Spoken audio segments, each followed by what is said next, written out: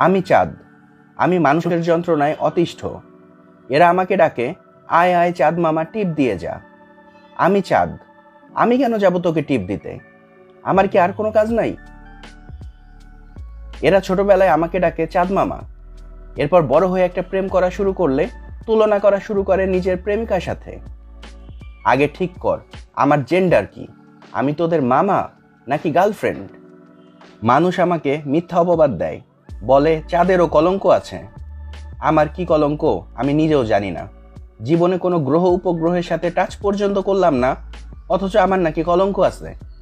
আর কলঙ্ক যদি থাকেই, তাহলে তোদের গার্লফ্রেন্ডকে আমার সাথে তুলনা দিস কেন? ওদেরও কি তাহলে কলঙ্ক আছে? অবশ্যই আছে, ওদের কলঙ্ক তুই নিজে। আমি চাঁদ, আমার নিজের থেকে এরা আমাকে বেশি ভালো চেনে।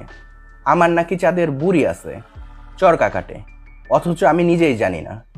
তন্ন তন্ন করে পুরাটা চাঁদ খুঁজেছি, কোথাও কোনো বুড়ি খুঁজে পাইনি, অথচ ওরা নাকি পৃথিবী থেকে দেখেছে আমার গায়ে বুড়ি আছে। এরা নীল আর্মস্ট্রং নামে একজনকে পাঠিয়েছিল কোনো বুড়ি আছে কিনা খুঁজে দেখার জন্য, কিন্তু কোনো বুড়ি খুঁজে পায়নি। তাও এদের পণ্ডিতি বন্ধ হয় না। আমি চাঁদ, আমি মানুষ জাতি নিয়ে খুবই বিব্রত। এরা কথায় কথায় গার্লফ্রেন্ডকে আকাশের চাঁদ এনে দিতে চায়।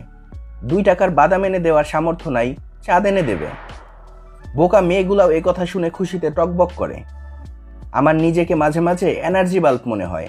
আকাশে ঝুলে আসি, যখন যার ইচ্ছা হলো হোল্ডার থেকে খুলে গার্লফ্রেন্ডকে গিফট করে দিল। কোনো সেলফ রেসপেক্টই নাই। দয়া করে আমাকে নিয়ে এসব বন্ধ করো, আমাকে আমার মতো থাকতে দাও, নইলে কক্ষপথ ছেড়ে একদিন অন্য কোথাও হাঁটা দেব। এরপর তোমার ওই লক্ষ্মী সোনা চাঁদের কণাকে বাড়ির ছাদে দাঁড় করিয়ে ঈদ পালন করতে হবে, বলে দিচ্ছি।